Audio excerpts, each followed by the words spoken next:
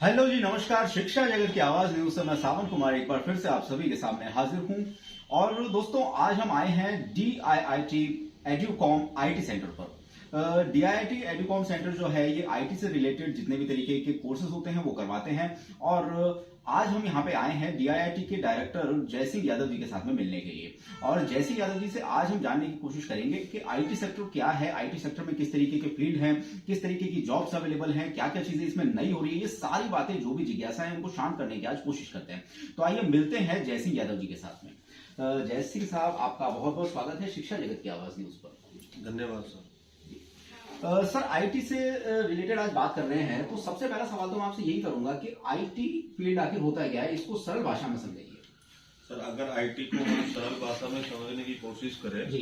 तो IT information technology, जो सूचनाओं का आदान प्रदान जी। डिजिटल माध्यम के द्वारा हमें जो भी सूचनाएं प्राप्त होती है वो ही हम लोग आईटी कह सकते हैं सरल भाषा में। जी। जैसे आज फोन पे आप लोग बात करते हैं, हम लोग मेल्स वगैरह का ट्रांजेक्शन, मेल्स वगैरह आपस में शेयर करते हैं, टेक्स्ट मैसेज वगैरह आप करते हो, ये सारे आईटी के ही पार्ट है।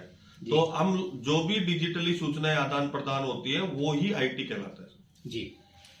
अच्छा सर, आईटी तो आपने बताया, जैसा आपने बताया कि आईटी जो डिजिटल सूचनाएं हैं उनका आदान प्रदान जो है ये आईटी होता है। और इसको मतलब जितना भी अपने ये मोबाइल लैपटॉप्स वगैरह ये सारे गैजेट्स जो है ये आईटी के क्षेत्र में आ गए हैं ना। सर ये बताइए कि टेक्निकल कोर्सेज क्या होते हैं। टेक्निकल कोर्सेज सर, हम लोग अगर टेक्निकल कोर्सेज की बात करें तो जैसे लाइक सॉफ्टवेयर डेवलपर, जिसके अंदर हम जिसको फुल स्टैक डेवलपर भी बोल सकते हैं। उसके बाद में नेटवर्किंग कोर्स है, उसके बाद में आप मशीन लर्निंग है, डेटा साइंस है, आर्टिफिशियल इंटेलिजेंस है, ये ethical hacking, cyber security, cloud computing, ये सारे फील्ड्स इसके अंदर आते हैं सर। ये टेक्निकल कोर्सेज के ही फील्ड है जी। सर, टेक्निकल कोर्सेज की बात हो रही है आजकल। आर्टिफिशियल इंटेलिजेंस ये एक शब्द बहुत ज्यादा प्रचलन में है और बहुत सारी ऐसी चीजें जो आर्टिफिशियल इंटेलिजेंस पर आजकल चल रही हैं। लोगों के बीच में इस चीज का एक हवा सा है कि आर्टिफिशियल इंटेलिजेंस क्या होती है, क्या नहीं होती है, इन सब चीजों को लेकर के। तो आज आप हमें थोड़ा सा क्लियर करने की कोशिश कीजिए कि आर्टिफिशियल इंटेलिजेंस आखिर है क्या।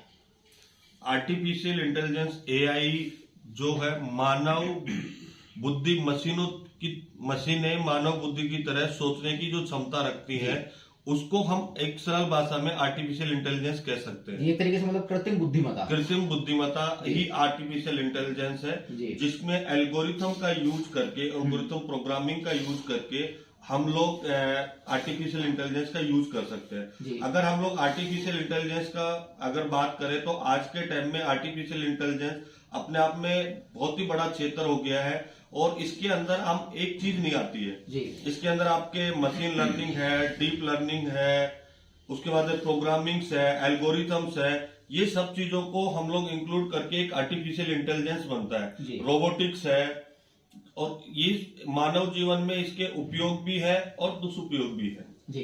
तो सर, सामान्य जीवन के अंदर अगर इसके उपयोगों की बात करें तो आर्टिफिशियल इंटेलिजेंस किस तरीके से हम लोगों को प्रभावित कर रहा है और किन की चीजों के अंदर ये जो चीज है ये काम में आ रही है। अगर सर हम लोग आज आर्टिफिशियल इंटेलिजेंस की बात करें तो ऐसा कोई क्षेत्र नहीं है जहाँ पे आर्टिफिशियल इंटेलिजेंस का उपयोग नहीं हो रहा हो। चाहे हेल्थ केयर की आप फील्ड ले लीजिए, चाहे आप एग्रीकल्चर का फील्ड ले लीजिए, चाहे आप शिक्षा का क्षेत्र ले लीजिए, किसी भी क्षेत्र में जब आप चले जाइए आर्टिफिशियल इंटेलिजेंस का यूज हो रहा है। आज रोबोटिक्स के माध्यम से आप होटल इंडस्ट्रीज ले लीजिए, रेस्टोरेंट्स ले लीजिए, रोबोटिक्स का यूज हो रहा है वहां पे। तो ये सारा आर्टिफिशियल इंटेलिजेंस का ही यूज है जी। सर, आर्टिफिशियल इंटेलिजेंस की जो बात आ रही है, कृत्रिम बुद्धिमत्ता, मतलब कि हम मशीनों को कृत्रिम रूप से बुद्धिमान बनाने जा रहे हैं, बात ये हो गई। अब सर, इसके साथ में एक समस्या जुड़ी हुई है। हम लोगों ने बहुत सारी हॉलीवुड फिल्म्स देखी हैं, आजकल तो बॉलीवुड में भी इस तरीके की फिल्म्स बन रही हैं कि जिनके अंदर मशीनें जो हैं ये दिखाया जा रहा है कि मशीन एक कृत्रिम बुद्धिमत्ता प्राप्त कर लेती है, उसके बाद में वो मशीन खुद सोचने लग जाती है। ठीक है, हम उसको अपग्रेड किए जा रहे हैं, उसके बाद में आप वो दूसरी मशीनों को अपग्रेड करेंगे तो ये कहीं ना कहीं पे इंसानों के लिए किसी प्रकार से कोई खतरा उत्पन्न नहीं कर सकती है क्या। देखिए, आप अगर इसके देखो, हर चीज के दो पहलू होते हैं सर।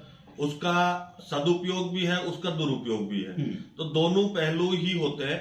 अगर जैसा आपने अभी कहा कि अगर हम लोग बात करें कि आज के टाइम में इसका सदुपयोग, आपने एक सुपिया नाम से रोबोट्स है जो बना है, उसका यूज आज वो जो सुपिया रोबोट्स है वो सारे के सारे खुद जैसे आज आप मेरे से सवाल कर रहे हैं तो उसके अंदर खुद के अंदर इतनी क्षमता है कि खुद जनरेट करके सवाल को खुद कर सकता है, खुद प्रेजेंटेशन दे सकता है। इसी तरह अगर आपके आज मीडिया की बात करूं तो आज तक इंडिया टुडे का एक वो है सना एंकर है जो खुद न्यूज लाइव करती है जी। वो रोबोट्स है जी। एंकर रोबोट्स है वो भी ये काम कर रही है। अगर हम लोग दुरुपयोग की अगर आप बात कर रहे हो कि दुष्पयोग क्या होंगे, तो देखिए मशीनें जैसे जैसे मशीनों का वो बढ़ेगा, यूज बढ़ेगा, तो मानव को कहीं ना कहीं चीजें कम रहेंगी कि मानव का यूज, क्योंकि आज मशीन का यूज हो रहा है कि ड्राइवरलेस कार्स की हम लोग बात कर रहे हैं, तो एक तरह से ड्राइवर की जॉब के लिए उसके लिए वो होगा। अगर रोबोट्स आ रहे हैं, जैसे रेस्टोरेंट में आप लोग जाते हैं तो वेटर्स का काम रोबोट्स कर रहे हैं, सिक्योरिटी के लिए रोबोट्स का यूज किया जा रहा है।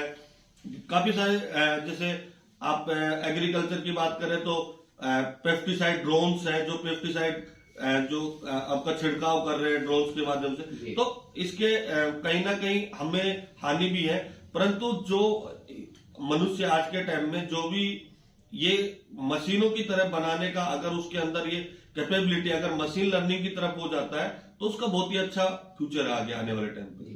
सर अगर आज के अखबार को मैं पढ़ रहा था सुबह, जब आज का मैंने अखबार पढ़ा तो ऐसा था कि बहुत सारी